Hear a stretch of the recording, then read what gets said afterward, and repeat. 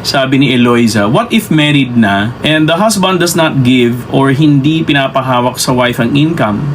Dalawang pwedeng mangyari dyan, Eloisa. Number one, yung first general rule is dapat kapag married kayo, di ba parang pinagkaisa tayo ni God. So, you're made one, no? Financially one, emotionally one, spiritually one. So, dapat walang taguan. Tama? Dapat alam ko yung pera niya, alam niya yung pera ko, alam niya magkano pumapasok, saan ko niya lagay yung pera, kung ginastos ko ba sa ganito. Dapat alam nyo yan mag-asawa. General rule. Ngayon, pag hindi pinapakita sa wife, okay, may dalawang situation yan ha. Hindi pinapakita sa'yo kasi example, alam niya magagalit ka kapag let's say, tinutustusan niya yung isang kapatid niya na batugan. Magagalit ka. Hindi niya sasabihin sa'yo.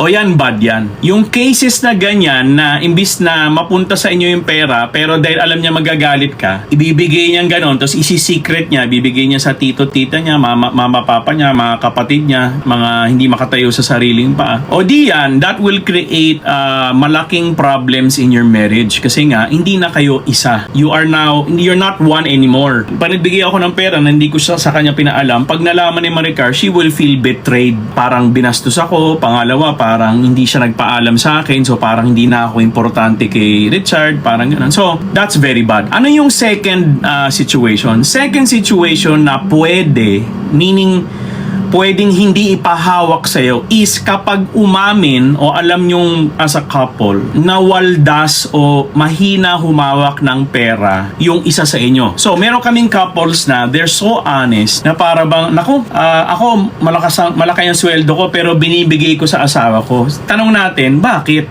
Kasi magaling siya humawak ng pera. So, alam nung couple na, bawa si lalaki, magaling ako kumita, waldas ako. Ibibigay niya ngayon sa wife. Yung wife ang mag-handle ng money tapos napapalago niya yon. Meron siyang history na napapalago niya yung pera. O ngayon, meron ding cases gaya ng sinasabi mo, bakit hindi binibigay sa wife yung income? Kasi minsan may cases kami na waldas yung babae.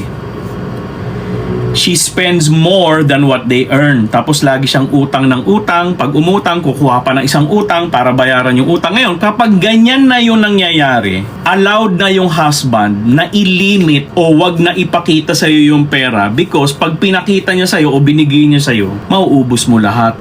Kita mo, di ba? Isang question lang. Akala mo ang simple-simple pero ang daming pwedeng puntahan. So I think bottom line first step, kailangan mong malaman ano yung side ng husband mo. Why is he not giving you the money? Why? Na yung pagtanong hindi sumbat.